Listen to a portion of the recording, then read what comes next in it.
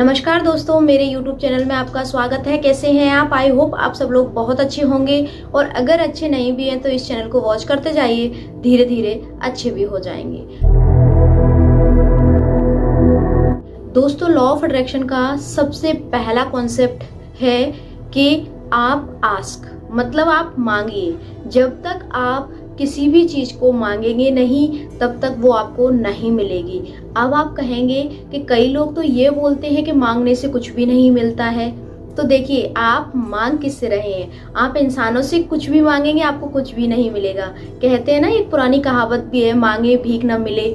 वही चीज है, अगर आप इंसानों से मांगेंगे कुछ नहीं मिलेगा, आप ब्रह्मांड से मांगेंगे आपको सब कुछ मिलेगा। जितना आपने मांगा है उससे कई गुना ज्यादा मिलेगा। बस वही कि आपको अपनी वाइब्रेशन हाई रखनी है, क्योंकि जब तक आपकी वाइब्रेशन ब्रह्मांड की वाइब्रेशन से मैच नहीं होगी तब तक कुछ नहीं होगा। क्योंकि आपने पहला concept he law of attraction का अगर पूरा नहीं किया है तो फिर आपको कैसे सारी चीजें आपको मिल पाएंगी। जब तक आप किसी भी चीज को यूनिवर्स से नहीं मांगते हैं तब तक उसको कैसे पता चलेगा कि आपको क्या चाहिए। आपको एकदम क्लियर होना चाहिए कि आपको क्या चाहिए। देखिए, कई लोग क्या होता है कि मुझे बहुत सारा पैसा चाहिए। अरे बहुत सारा कितना होता है? एक रिक्शे वाले के लिए 1,000 रुपए भी बहुत होता है। उसको अगर एक साथ 1,000 रुपए दे दिए जाएं तो उसको लगेगा मेरे पास बहुत सारा पैसा आ गया। बहुत सारे पैसे की भी डेफिनेशन होती है। वही आप किसी करोड़पति को 1,000 रुपए देंगे, उसकी कोई वैल्यू नहीं रहेगी। तो यहाँ पर बहुत सारे पैसे की डेफिनेशन अलग अलग है हर व्यक्ति के लिए, क्योंकि कहीं ना कहीं हर व्यक्ति की जरूरतें अलग हैं, हर व्यक्ति की आकांक्षाएं अलग अलग हैं, हर व्यक्ति का कमाने का तरीका अलग अलग है। तो आपको सबसे पहले डिफाइन करना पड़ेगा कि आपको एग्जैक्ट क्या चाहिए। जब तक आप एग्जैक्ट पता नहीं करेंगे कि आपको क्या चाहिए तब तक आपको कुछ भी नहीं मिलेगा। आप क्या है, मिक्स फ्रीक्वेंसी ब्रह्मांड को भेज रहे हैं कि आपको ये चाहिए ये चाहिए। ब्रह्मांड को क्लियर समझ में नहीं आता। जब तक आप क्लियर नहीं करेंगे, जब तक ब्रह्मांड को, यूनिवर्स को क्लियर मैसेज नहीं पहुंचेगा। जैसे अगर आपको पैसा मांगना है ईश्वर से तो आपको एक बिल्कुल क्लियर अफर्मेशन लिखनी पड़ेगी कि आपको इस तारीख तक इतना पैसा या फिर इस माह तक इतना पैसा चाहिए। एक क्लियर अमाउंट होना चाहिए। जब तक क्लियर अमाउंट नहीं होगा तब तक स्पेसिफिक आपका मैसेज यूनिवर्स तक नहीं पहुंच पाएगा। और यूनिवर्स तक स्पेसिफिक मैसेज पहुंचना बहुत जरूरी है। कई बार क्या होता है कि हम मिक्स फ्रीक्वेंसी के साथ कोई मैसेज भेजते हैं तो वो क्या है, डाइवर्ट हो जाता है। वो क्लियर मैसेज नहीं होता है, क्योंकि कहीं ना कहीं आप खुद ही क्लियर नहीं है। जैसे आप बोलते हैं कि मुझे अच्छी हेल्थ चाहिए। देखिए, आप मुझे एक चीज बताइए, जो मरीज बिस्तर पे है उसका अच्छी हेल्थ का कुछ अलग मीनिंग है। जो व्यक्ति डेली रूटीन के काम कर रहा है उसको थोड़ी बहुत कुछ प्रॉब्लम है, उसके लिए एक अच्छी हेल्थ का मीनिंग अलग है। तो कहीं ना कहीं आपको ये चीज क्लियर बिल्कुल करनी पड़ेगी। मैंने एग्जांपल देके आपको इसीलिए बताया है कि आपको क्लियर होके ही कोई भी चीज आस्क करनी है, क्योंकि जब तक आप क्लियर नहीं होंगे, जब तक ब्रह्मांड के पास क्लियर संदेश नहीं जा पाएगा। उसके बाद आपने आस्क, आप मांगिए। आपने डिसाइड कर लिया कि आपको क्या चाहिए, आपने एक टाइमलाइन डिसाइड कर ली, उसके बाद आप मांगिए। आपको इस तरह से मांगना है कि आपको वह चीज रिसीव हो चुकी है। जैसे आपने सोचा कि मुझे एक जॉब चाहिए, तो आपको ना ऐसा फील करना है कि वो जॉब आपको मिल चुकी है। और जब वह जॉब आपको मिल जाएगी तो आपका कैसा उस समय फीलिंग्स रहेगी, कैसी आपकी खुशी रहेगी, कैसा आपका उत्साह रहेगा, उसी तरह से आपको मांगना है ईश्वर से। जब आप उस फ्रीक्वेंसी के साथ, उस वाइब्रेशन के साथ मांगेंगे ना, तो यकीनन आपको बहुत जल्द ही रिजल्ट मिल जाएगा। और आप एक चीज बताइए मुझे, क्या होता है जब हम किसी भी चीज का क्लियर नहीं होता है या फिर हमको ये नहीं पता होता है कि हमको क्या मांगना है, तो आप फिर क्या मांगेंगे? जब आपको पता ही नहीं है तो आप तो ये सोचेंगे मुझे ये भी दे दो, मुझे ये भी दे दो, मुझे ये भी मिल जाए, मुझे वो भी मिल जाए। तो आप सबसे पहले क्लियर करिए और उसके बाद मांगिए। इससे रिलेटेड मैं आपको एक स्टोरी सुनाती हूँ। एक बार क्या होता है, एक बहुत अच्छा इंसान था, तो वो ना मरने के बाद स्वर्ग पहुंचा।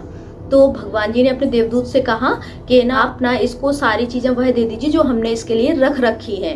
तो देवदूत उस इंसान को अपने साथ लेकर जाते हैं। उस व्यक्ति को बहुत सारा पैसा, बहुत बड़ा घर, गाड़ी, बंगला, सब कुछ दिखाते हैं और बोलते हैं ये सब आपका है। अब वह व्यक्ति हर चीज को देख रहा है, वो कह रहा है इतना आलीशान, इतना सब कुछ, मैंने तो कभी सोचा भी नहीं था कि मुझे ये सब कुछ मिल जाएगा। लेकिन इसका अब मिलने का क्या फायदा, जब मैं पृथ्वी पर था, मैं जमीन पर था, जब मुझे इन सब चीजों की जरूरत थी तब तो मुझे ये सब चीजें नहीं मिली। तो फिर वो यही सारी चीजें सोचते सोचते भगवान जी के पास आ गया। अब वो बोलता है, भगवान जी जब मुझे इन सब चीजों की जरूरत थी तब तो आपने मुझे नहीं दी, और अब इन सब चीजों का मुझे क्या मतलब है, अब आप ये मुझे क्यों दे रहे हैं। तो भगवान जी ने कहा कि तुमने इससे पहले कभी मांगा ही नहीं।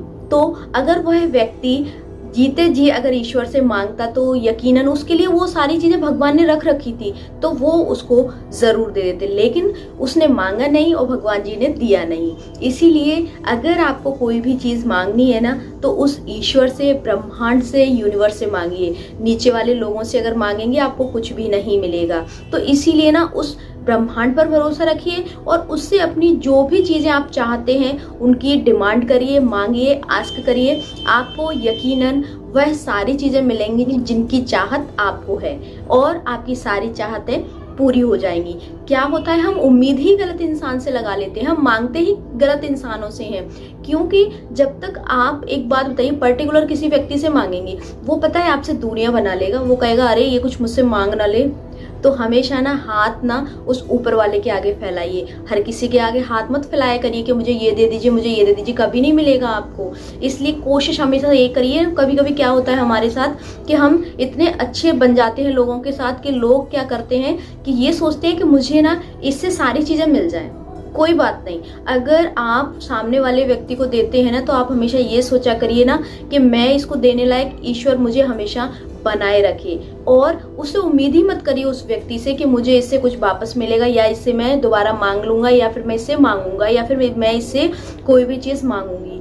क्योंकि कहीं ना कहीं अगर आपने ये उम्मीद लगाई कि मुझे इस व्यक्ति से ये चीजें मिल जाएं, कभी आपकी उम्मीद पूरी नहीं होना है और आपको दुख के अलावा कुछ भी नहीं मिलेगा। आप सोचते रहेंगे कि अरे मैंने इसके लिए इतना कुछ किया और इसने देखिए मुझे कुछ भी नहीं दिया।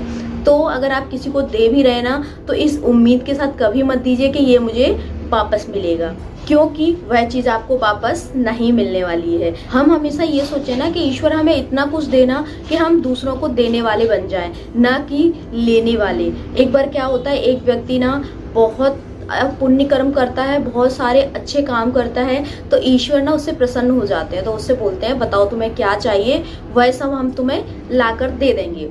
अब उन्होंने कहा कि ना भगवान मुझे कुछ नहीं चाहिए, मुझे केवल आप इतना दे दीजिए कि मेरे घर से ना कोई भी बिना अन्न के न जाए, मतलब उसके भंडार हमेशा भरे रहें और उसका घर कभी भी खाली न रहे, कि कोई व्यक्ति उसके घर आए और वो बिना खाए चला जाए।